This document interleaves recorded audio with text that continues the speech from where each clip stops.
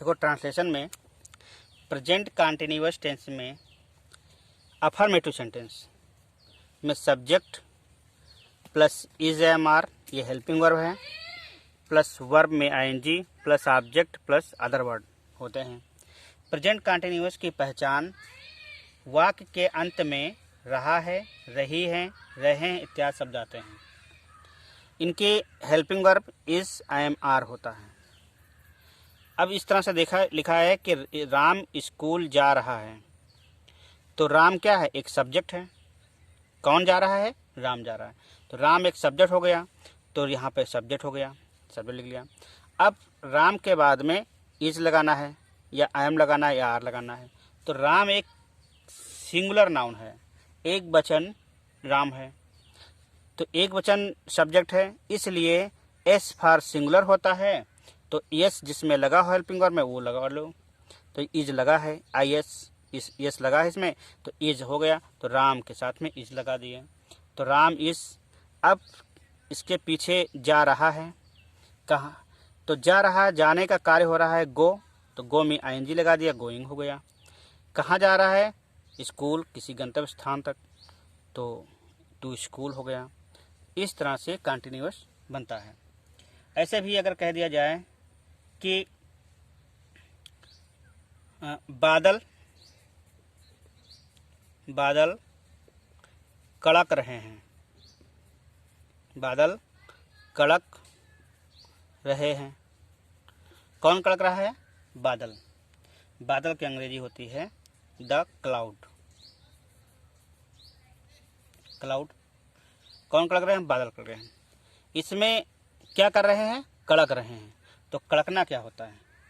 कड़कने की अंग्रेजी होती है थंडर। थंडर। तो बादल को गिना नहीं जा सकता, इसलिए एक वचन में माना जाएगा। तो the cloud is thundering. Thunder, और इसमें आईएनजी लगा देंगे, थंडरिंग।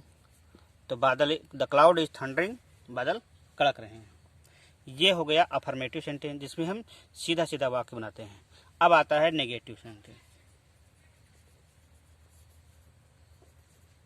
नेगेटिव सेंटेंस में क्या करना है? इसमें सब्जेक्ट रहेगा plus is I am are हो जाएगा, प्लस नॉट, नॉट मीन्स नहीं, plus verb ING plus object और प्लस अदर वर्ड होता है। जैसे अगर कह दिया जाए कि सीता खाना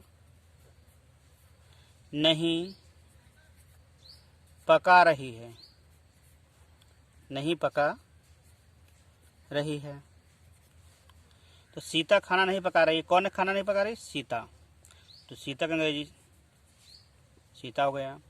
सीता सिंगुलर है, एक वचन है, इसलिए एक वचन है तो सिंगुलर के लिए इज लगता है, इसलिए सीता इज।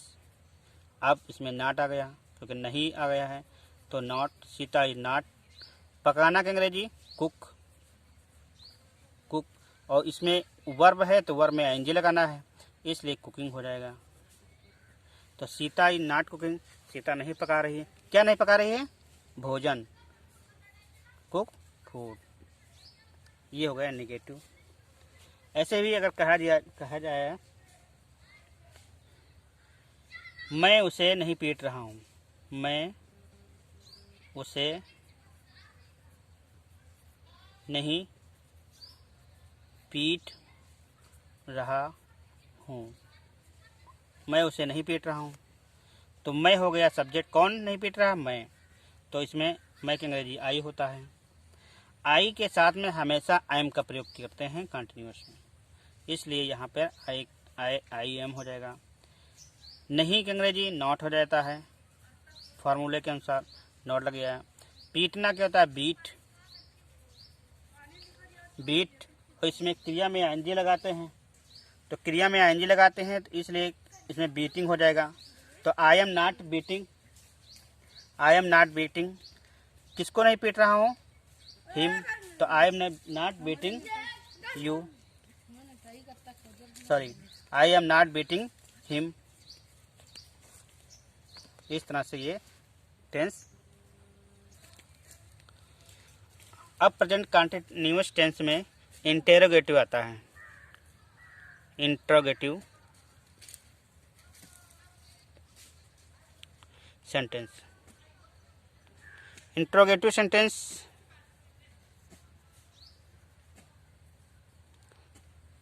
में दो तरह के सेंटेंस आते हैं। एक तरह का सेंटेंस आता है यस या नो टाइप क्वेश्चन, और दूसरा आता है जिसमें क्वेश्चन के आंसर दिया जाता है। आंसर डिटेल में दिया जाता है, डिटेल में दिया जाता है। तो यस या नो टाइप क्वेश्चन होते हैं जिसमें हेल्पिंग वर्ब से शुरू होता है। वाक्य में ट्रांसलेशन में हेल्पिंग वर्ब से शुरू होता है। हिंदी में क्या से शुरू होता है। आंसर टाइप क्वेश्चन में हमें उत्तर देना होता है, तो इसके साथ में इंग्लिश में WS family plus helping verb का प्रयोग करते हैं, और हिंदी में प्रश्नवाचक शब्द क्या, कब, कैसे, कहाँ, ये सब वाक्य के बीच में होता है। तो पहला को है यस या नो टाइप क्वेश्चन। इसका फार्मूला है हेल्पिंग वर्ब अर्थात इस, हेल्पिंग वर्ब अर्थात is, am, are plus subject plus verb की ING plus object plus other word. जैसे क्वेश्चन मार्क, हेल्पिंग वर्ब जैसे लिखा है क्या राम किताब पढ़ रहा है। क्या राम किताब पढ़ रहा है। तो क्या इसमें पहले आ गया, तो पहले अब अगर पूछा जाए कि क्या राम किताब पढ़ रहा है, तो उत्तर मिलेगा, आंसर मिलेगा हाँ, या हाँ में या नहीं में। तो हाँ नहीं, यस या नो टाइप क्वेश्चन आ गया। इसका मतलब है कि इसमें हेल्पिंग वर्ब हमें शुरू करनी है। तो हेल्पिंग वर्ब जब शुरू करेंगे तो इसकी मीनिंग हम नहीं लिखते हैं, इसकी जगह पे हेल्पिंग वर्ब ही मान लिया जाता है। अगर हेल्पिंग वर्ब लिखना है तो हम सब्जेक्ट के अनुसार लिखेंगे। सब्जेक्ट राम है और राम एक वचन है, इसलिए एक वचन के लिए इज का प्रयोग करते हैं, तो हम राम के आगे इज लगा दे देंगे। फिर हम सब्जेक्ट राम लिखेंगे, सब्जेक्ट राम लिखेंगे। फिर पढ़ना की अंग्रेजी रीड, और इसमें ING लगा है तो हो जाएगा रीडिंग। इज राम रीडिंग, क्या पढ़ रहा है, अ बुक, एक किताब पढ़ रहा है, ये हो जाएगा। कोई पूछेगा is Ram reading a book, क्या राम एक किताब पढ़ रहा है, तो आंसर मिलेगा यस या नो, हाँ पढ़ रहा है या नहीं पढ़ रहा है। इस टाइप के बनता है। दूसरा, इसके बाद आंसर टाइप क्वेश्चन कैसे होगा।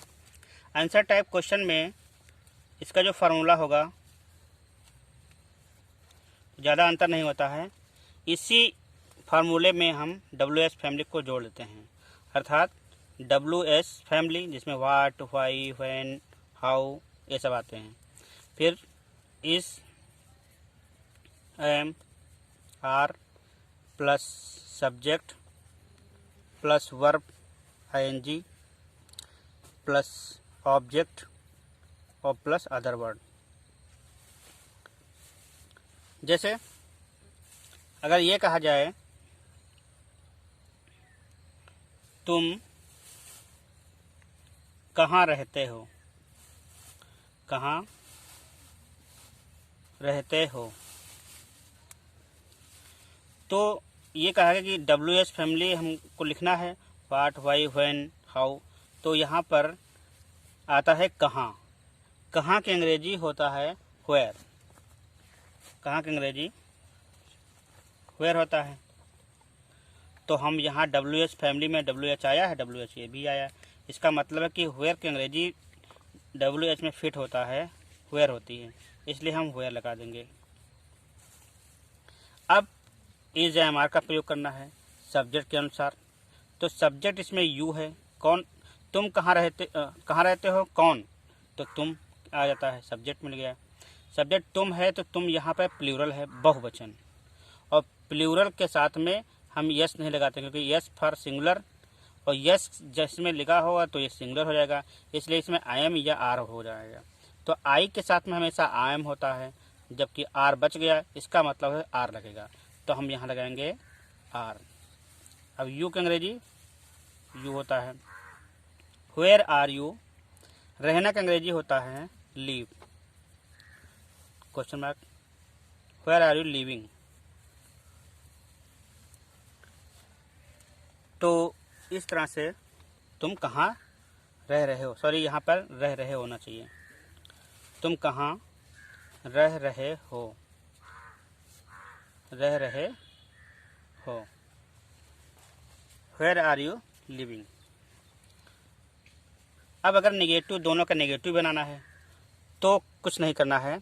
जैसे इसमें फॉर्मूला है एस या नो टाइप क्वेश्चन में कि राम किताब पढ़ रहा है, क्या राम किताब पढ़ रहा है, तो इसमें ऐसे करते हैं, क्या राम किताब नहीं पढ़ रहा है, तो यहाँ पे नहीं लगाते हैं।